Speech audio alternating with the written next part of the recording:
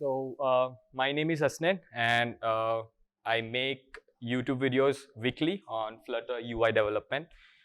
The reason why I'm doing this talk, or I'm giving this talk, is because we have something called Neumorphism, which is so much boom from December 2019, and I always more focus on the UI development because I don't know, I'm much addicted to the UI development always. So let's go ahead and check out what is neumorphism and how do we achieve in Flutter. Now, of course, this neumorphism is not limited to Flutter. If you're a web developer, you can do that. In Android development, you can do that. It's not limited to a Flutter, but we're gonna see how we can do in Flutter. So in back 2005, there was something called Skeuomorphism, which was as boom as same in as neumorphism right now. So to understand what is neumorphism, we need to understand skeuomorphism first. So late in 2019, skeuomorphism came back, right? And then, it came with an all new approach, and you can see the Google Trends graph over there. From December 2019, that neumorphism keyword is being used more and more time on the web search. So let us understand what is skeuomorphism, and then we'll move forward on neumorphism. So let's go ahead and check what is skeuomorphism versus flat design. So on the left hand side, we have something called skeuomorphism, which gives a real world effect. You can see that you have something not made in a HTML, or you have not written some CSS, but it's a picture which is kept or attached into your web view. But on the other hand side, we can easily see that we have some CSS and a quite, there is no box shadows or no shadows, no light on the flat design. So on the left hand side, again in 2003, the iOS or the Apple, these people has introduced the skeuomorphism, and they were using a lot into their iPhones as in design, and it was used widely. Now in 2018, we got flat design, material designs. Now, how does this skeuomorphism go and stop on the neumorphism? Somewhere flat design is attached to it. So how flat design is attached to is because now on the skeuomorphism, on the do button, you can see the light is coming from the top, and we have some box shadows down over there. So some shadow is there which is being black, and on the top we can see as in white, which is light coming from the top, and we have shadow down over there. Now let's go and how we can create skeuomorphism in web, Flutter, Android, iOS, in each and every platform.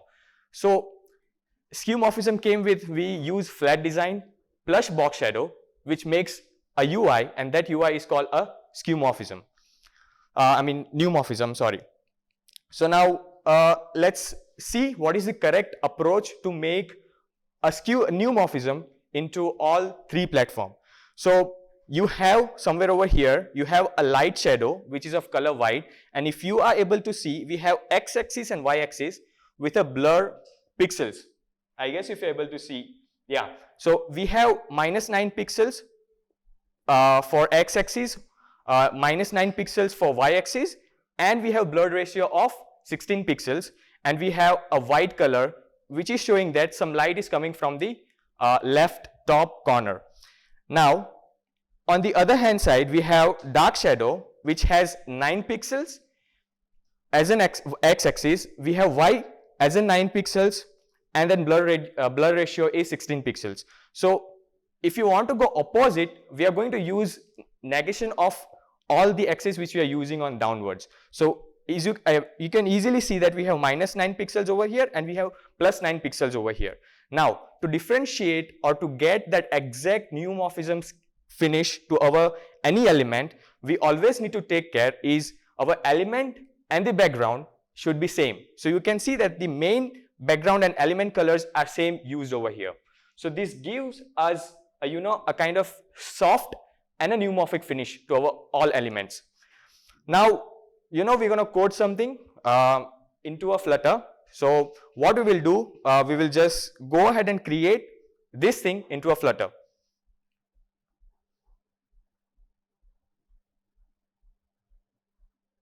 So I'm going to trigger my emulator and a Visual Studio Code.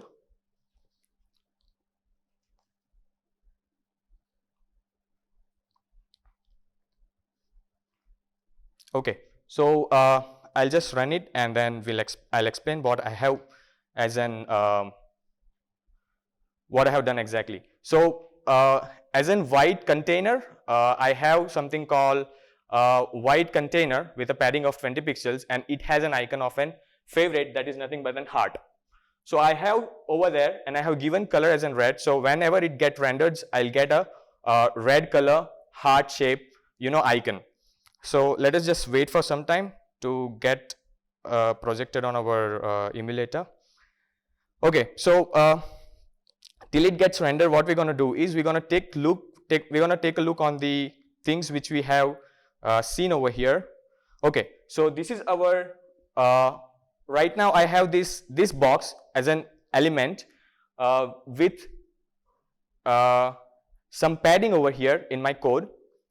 So this is a container with 20 padding, and then we have an icon.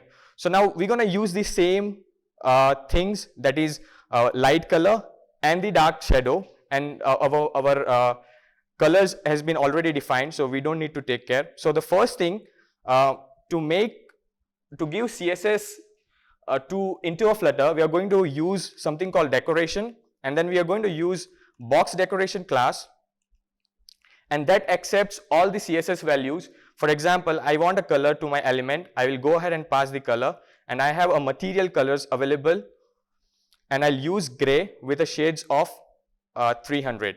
So if you just go ahead and take a look over here, I have a scaffold that is nothing but the white background which I have which is been there in my emulator, and I have this. I'm using the same color. Can you see the color dot gray and the color dot gray with a shade of 300 at the both place, so that we can get a neumorphic finish to our element.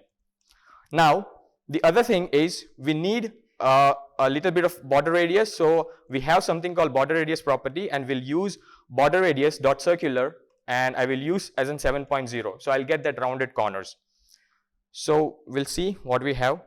Okay, now I have a basic stuff over here, and then I'm gonna save it, and we'll see what we have. So right now the color and the background color is same, so we are not able to see any difference. But now how do we give a perfect neumorphic finish? So as I said, a flat design and a box shadows plays an important role when we do a neumorphic design. So we don't have box shadow given right now, so you cannot see anything on the screen. Right now we're going to give box shadow right away, and box shadow always, it's not like we have a limitation that we can only use one box shadow.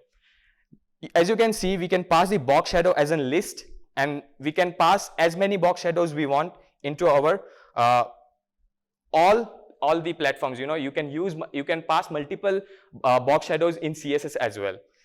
So we're going to use box shadow class, and then we're going to have a blur radius of 16 pixels as I have shown in that element. So 16, and then we're going to have color from first let's make a dark color. So what we're going to do is I'm going to use colors dot from RGBO, that is nothing but the red, green, blue, and opacity. First I'm going to use 168, so this is the numbers which I have played around and I got the perfect finish.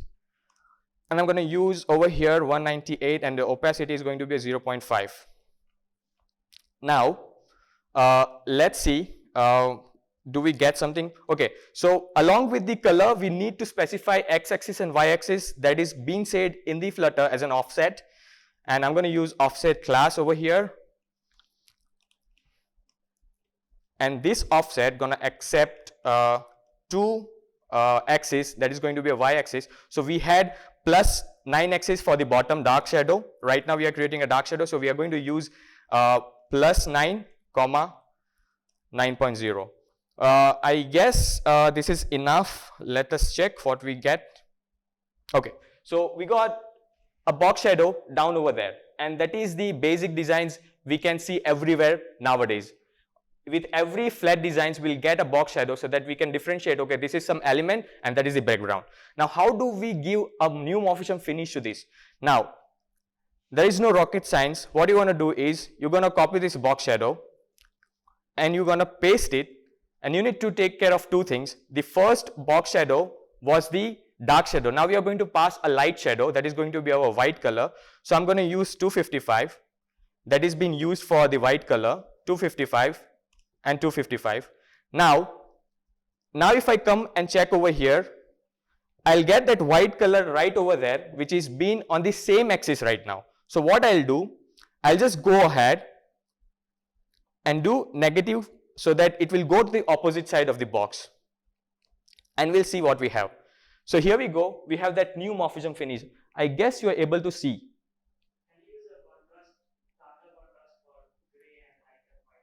Yeah, so if I use a different color, so for that, it will not give us a neumorphic finish actually. So can we just turn off the light? Can we try that? Container? Oh. Is it visible? I'll increase the size as well. Is it visible now?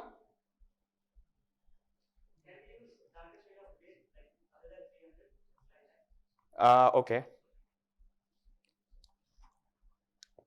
It will change to, the background color, but that doesn't give a, neumorphic. Okay, so that was the thing we can get a neumorphic, but I'm going to show you something which I have created, maybe in that app you will be able to see. So I have created a kind of music UI, which is similar to, I have achieved a neumorphism into that particular app. So let me just show you that. So I guess this is the one. Yeah. So are you able to see in this app? Okay. And this looks like this when we are in the light theme. And when we go and change, let me just use the another app. I guess I got the another version.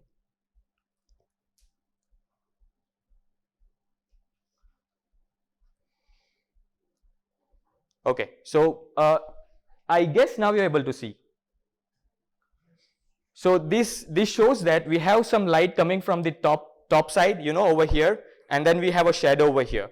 So this is what I was showing throughout the whole, that this is how we can achieve the neumorphism.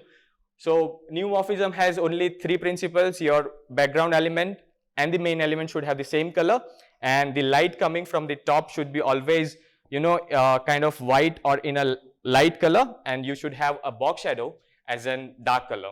So that's all from my side, and you can, reach me on the social media, and you can find me on the YouTube as well. So thanks a lot for that.